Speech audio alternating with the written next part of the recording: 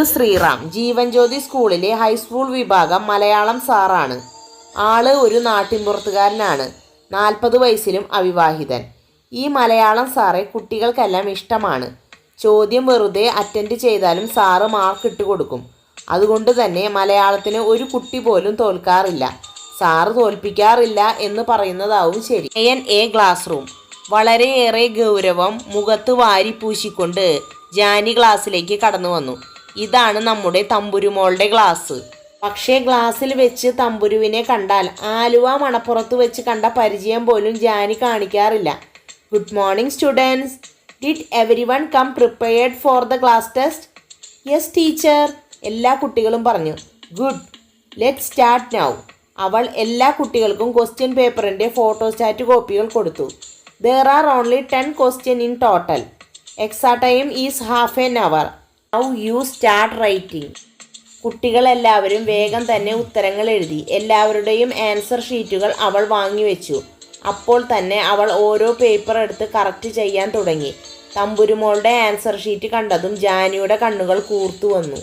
എല്ലാ കുട്ടികളുടെയും answer sheet correct ചെയ്തതിന് ശേഷം ഓരോരുത്തരുടെയും പേര് വിളിച്ച് ആൻസർ ഷീറ്റ് കൊടുക്കാൻ തുടങ്ങി ജാനി.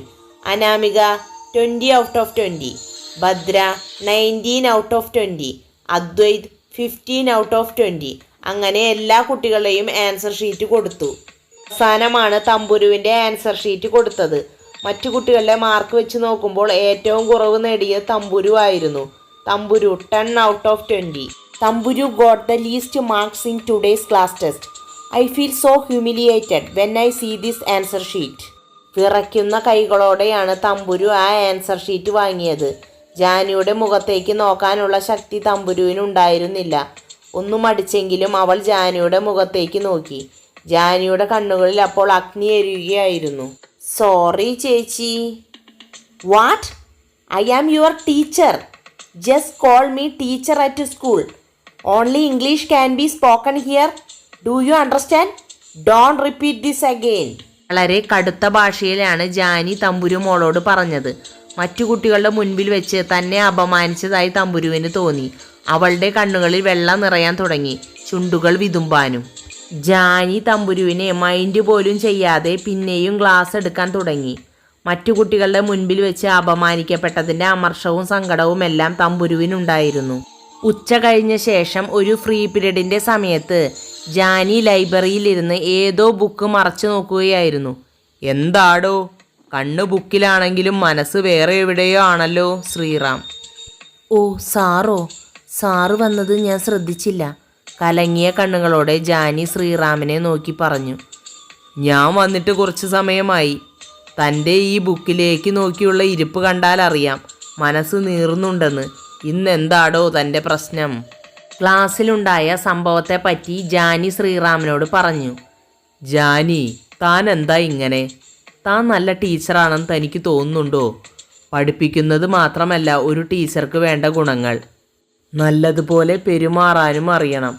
താൻ ഇന്ന് തമ്പുരുവിനോട് കാണിച്ചത് മഹാമോശമായി പോയി. ശ്രീറാം ജാനിയെ കുറ്റപ്പെടുത്തിക്കൊണ്ട് സംസാരിച്ചു. സാർ അവളുടെ ഭാഗം പറയുകയാണോ?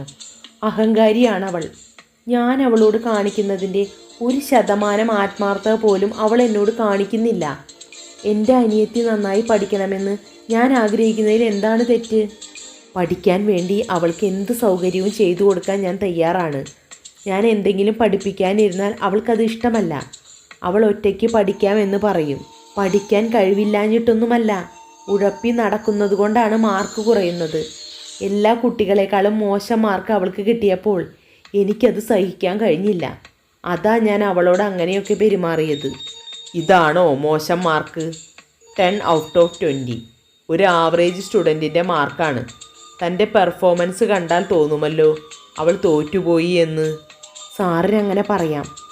ആവശ്യമില്ലാതെ വാരിക്കോരി മാർക്ക് കൊടുക്കുന്ന സാറിന് അങ്ങനെയേ തോന്നൂ. സാറിനറിയോ, ഒരു ദുഃഖവും പ്രയാസവും അറിയിക്കാതെയാണ് ഞാൻ അവളെ വളർത്തിയത്. ഇനി എൻ്റെ പ്രതീക്ഷ മുഴുവൻ അവളിലാണ്. അവളുടെ ഈ പ്രായത്തിൽ ഞാൻ അനുഭവിച്ച വേദനകളൊന്നും അവൾക്ക് ചിന്തിക്കാൻ കൂടി കഴിയില്ല. വളരെ ദുർഘടം പിടിച്ച പ്രതിസന്ധിയിൽ നിന്നുകൊണ്ട് വിജയിക്കണമെന്നൊരൊറ്റ ലക്ഷ്യത്തോടെ പഠിച്ചതുകൊണ്ടാണ് ഞാൻ ഇന്ന് സാറിൻ്റെ മുമ്പിലിരിക്കുന്നത്. എൻ്റെ ദുഃഖവും പ്രയാസവും ഒന്നും ആർക്കും മനസ്സിലാകില്ല, ജാനി കരഞ്ഞുകൊണ്ട് പറഞ്ഞു. ഇതിനു മറുപടി ശ്രീറാം പറയുന്നതിനു മുമ്പ് അടുത്ത പീരീഡിൻ്റെ ബെല്ലടി ശബ്ദം കേട്ടു. അടുത്ത പീരീഡ് 10 ഞാൻ പോട്ടെ എന്ന് പറഞ്ഞ് കണ്ണുകൾ തുടച്ച് ജാനി എഴുന്നേറ്റ് പോയി. 31 വയസ്സുണ്ടെങ്കിലും മനസ്സിന് വയസ്സ് 3 ആയിട്ടുള്ളൂ. ജാനി പോയ വഴിയെ നോക്കി ചെറുപുഞ്ചിരിയോടെ ശ്രീറാം ഓർത്തു.